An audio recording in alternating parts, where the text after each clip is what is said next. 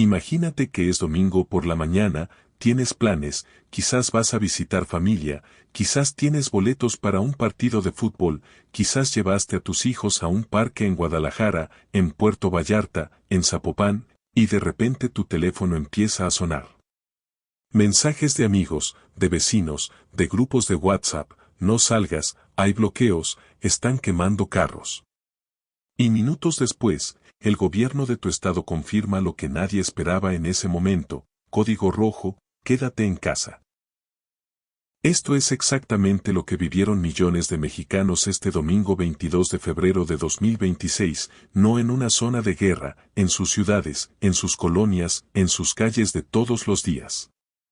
Y la causa de todo ese caos no fue un desastre natural ni un accidente, fue la respuesta organizada de una estructura criminal que demostró en cuestión de horas que la caída de su líder no significaba la caída de su poder.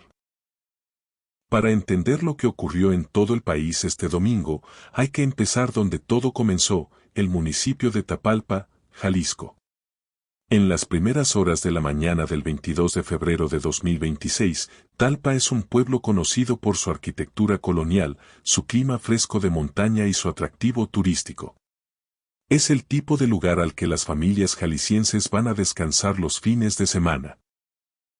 Pero esta mañana, a partir de las 7:30, los habitantes y turistas que se encontraban en el municipio vivieron algo completamente distinto a lo que esperaban. Helicópteros artillados sobrevolaban la zona, convoys de vehículos militares circulaban por las carreteras de acceso. En los fraccionamientos cercanos a la presa El Nogal se escuchaban sonidos que nadie quería escuchar en un fin de semana de descanso. El operativo encabezado por la Secretaría de la Defensa Nacional, coordinado con el Centro Nacional de Inteligencia y la Fiscalía General de la República, estaba en marcha.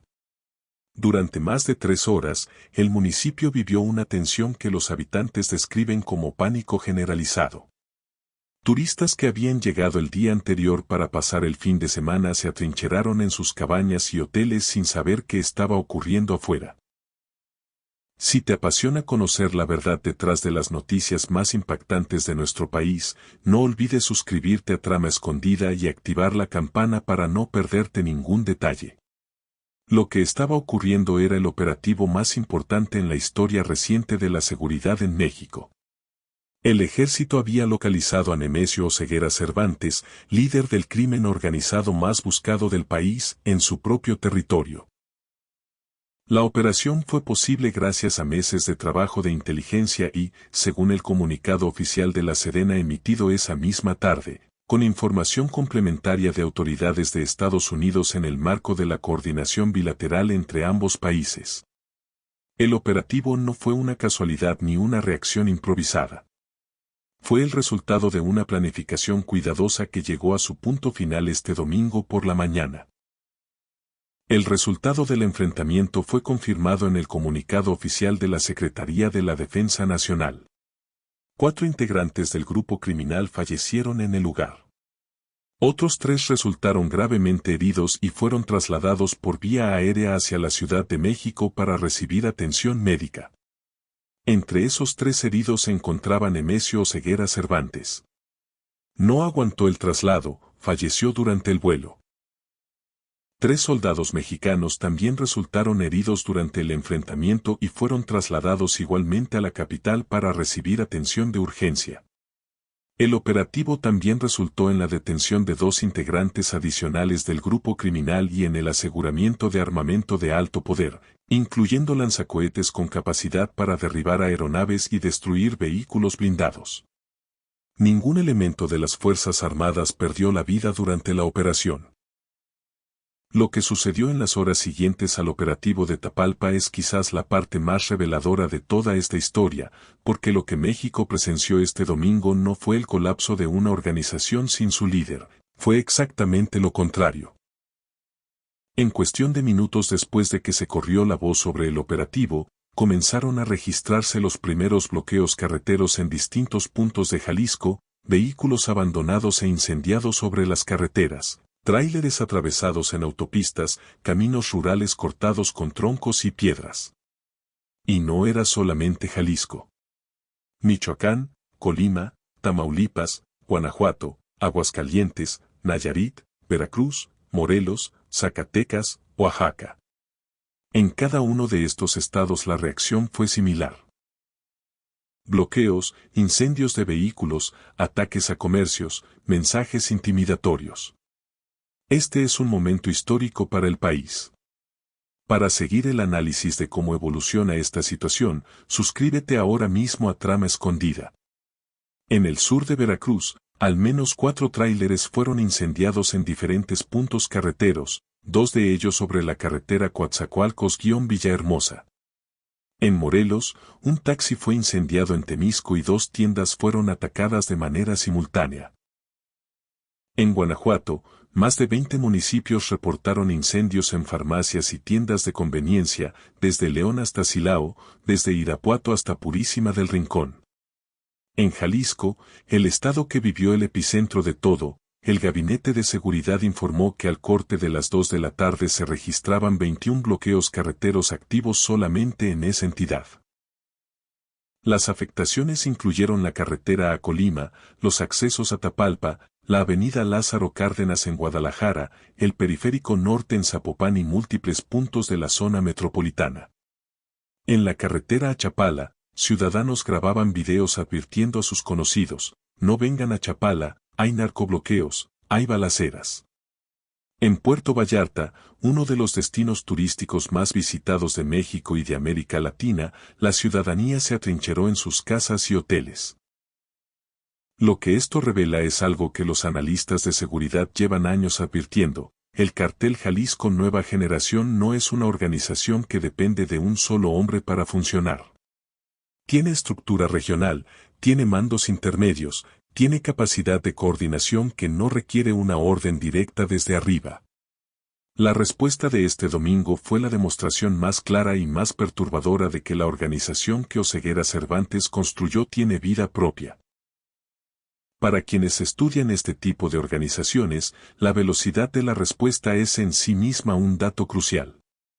Los primeros bloqueos comenzaron a reportarse antes incluso de que existiera una confirmación oficial del fallecimiento del líder. Eso significa que las células regionales no esperaron instrucciones de nadie. Actuaron según protocolos ya establecidos, activados automáticamente ante la señal de un operativo de gran escala en una zona estratégica. Es una capacidad que los analistas comparan con la de grupos paramilitares organizados, no con la de bandas criminales convencionales. Historias como esta necesitan ser contadas con rigor. Apoya nuestro contenido suscribiéndote al canal Trama Escondida. La denominada Operación Enjambre, que llevaba semanas en desarrollo con el objetivo de desmantelar la estructura financiera y de protección del grupo, había generado ya una respuesta previa de la organización. En semanas anteriores al 22 de febrero, detenciones de funcionarios locales vinculados al grupo, incluyendo al exalcalde de Tequila, y varios mandos policiales habían tensado el ambiente. El aseguramiento de vehículos de lujo en Zapopan y otras partes del área metropolitana de Guadalajara había afectado la operación financiera del grupo.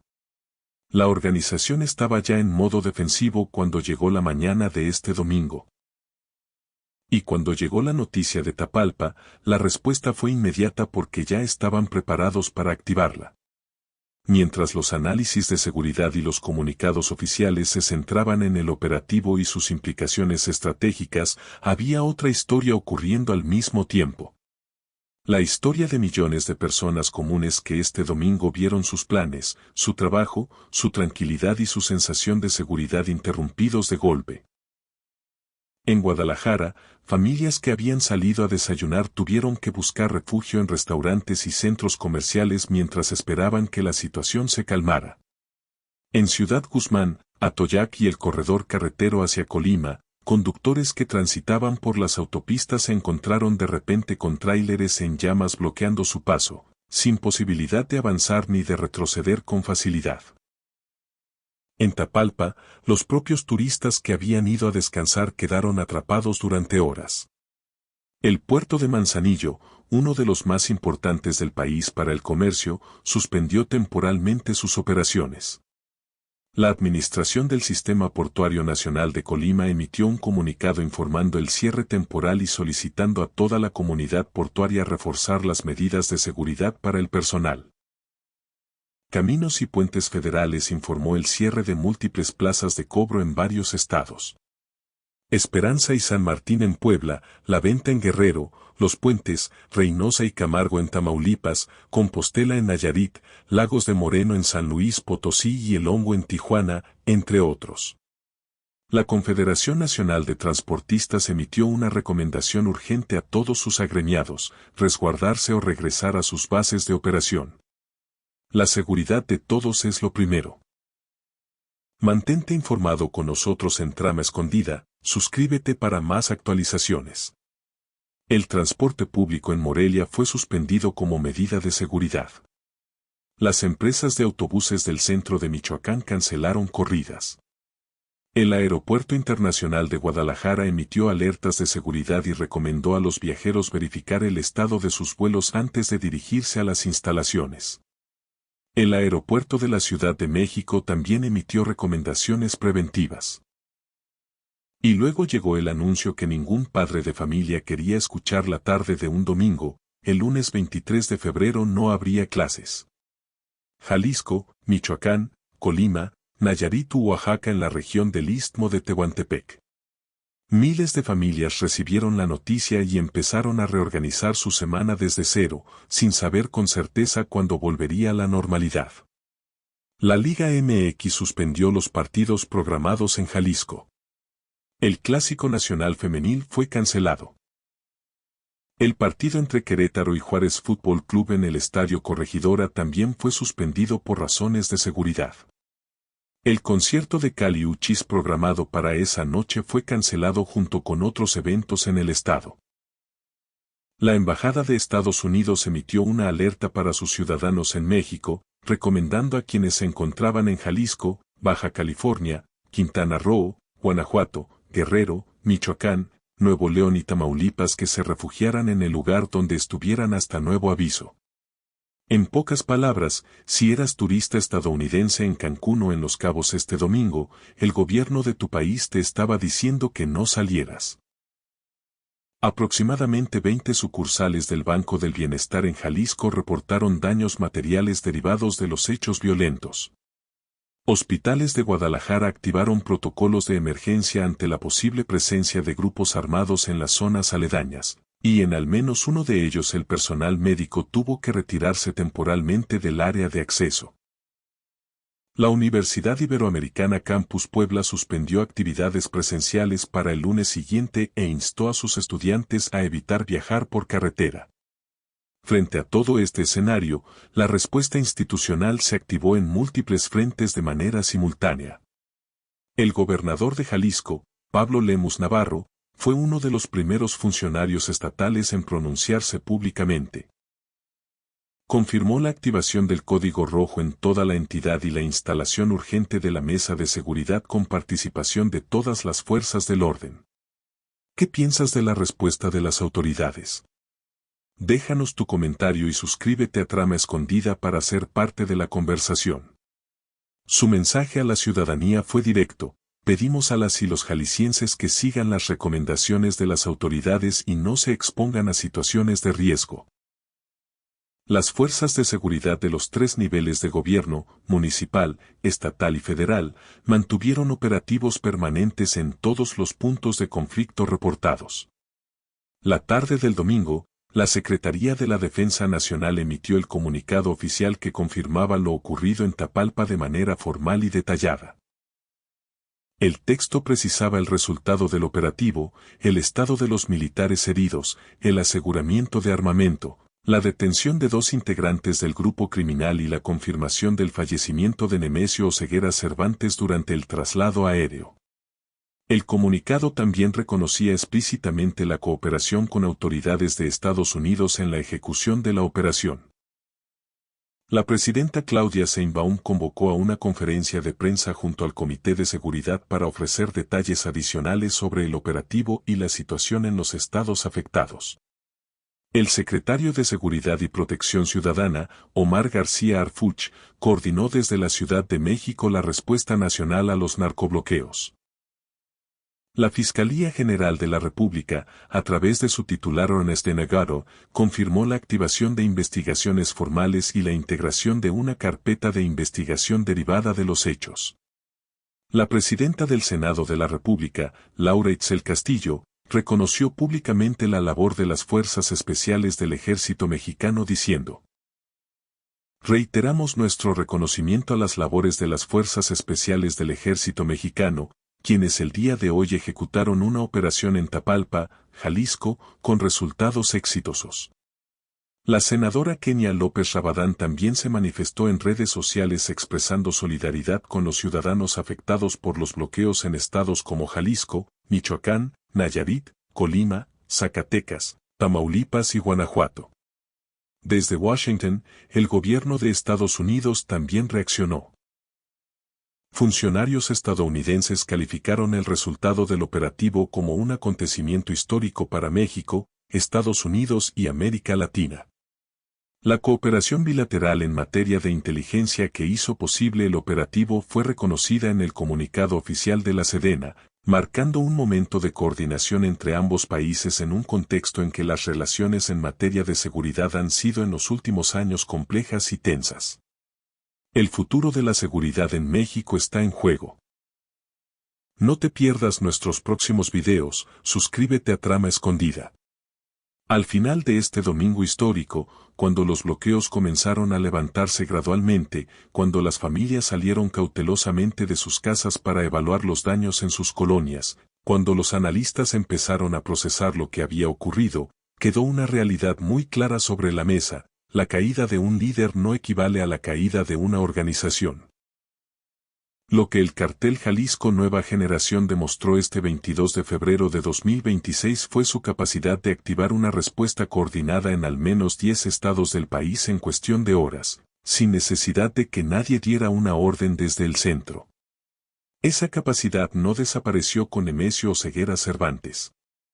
Al contrario, es precisamente lo que hace a esta organización tan difícil de desmantelar. Los analistas de seguridad advirtieron desde las primeras horas que la muerte del Mencho podría desencadenar uno de dos escenarios, o ambos a la vez. Una disputa interna violenta entre los mandos regionales que busquen ocupar el vacío de liderazgo, o una reorganización silenciosa que fortalezca las estructuras existentes sin un líder visible. Cualquiera de los dos escenarios tiene consecuencias para la seguridad de las comunidades que ya vivieron años bajo la presión de esta organización. Lo que también quedó claro es el costo que paga la ciudadanía ordinaria cada vez que el Estado y las organizaciones criminales se confrontan de esta manera. No fueron los líderes del grupo criminal quienes cancelaron sus planes este domingo. Fueron los maestros que no pudieron ir a trabajar el lunes. Las familias que perdieron un día de ingresos porque el transporte no funcionó. Los turistas atrapados en Tapalpa. Los conductores de tráileres varados en carreteras durante horas. Los pacientes que no pudieron llegar a sus citas médicas. Los niños que no entendían por qué no podían salir a jugar. Esa es la historia que los comunicados oficiales y los análisis estratégicos rara vez cuentan en su totalidad, la historia de lo que cuesta, en términos humanos y cotidianos, vivir en un país donde el Estado y el crimen organizado aún pelean por el control del territorio. Hay otra dimensión de esta historia que merece ser nombrada. El impacto económico inmediato sobre personas que viven al día. Los comerciantes de los mercados de Guadalajara que no abrieron, los taxistas y conductores de plataformas que decidieron no trabajar por seguridad, los vendedores ambulantes de Puerto Vallarta cuya jornada dominical, normalmente la más rentable de la semana, fue absorbida por el miedo y la incertidumbre. Los pequeños negocios en municipios de Guanajuato que además de perder un día de ventas sufrieron daños físicos en sus locales por los incendios. Nadie va a compensar esas pérdidas, nadie emitirá un comunicado sobre ellas, pero son reales y son el rostro más silencioso de lo que ocurrió este domingo. México tiene hoy un logro histórico en materia de seguridad. Y tiene también frente a sí la pregunta más difícil de responder: ¿qué viene después? La respuesta a esa pregunta no se escribirá en un comunicado de prensa ni en una conferencia matutina. Se escribirá en las calles, en las comunidades y en las decisiones que tomen en los próximos meses tanto las autoridades como los actores criminales que hoy están definiendo quién llena el espacio que dejó el hombre más buscado de México. Lo que es seguro es esto: México cambió este domingo. Pero el trabajo apenas comienza. Gracias por acompañarnos en este reporte especial. Si valoras este trabajo, suscríbete a Trama Escondida y comparte este video.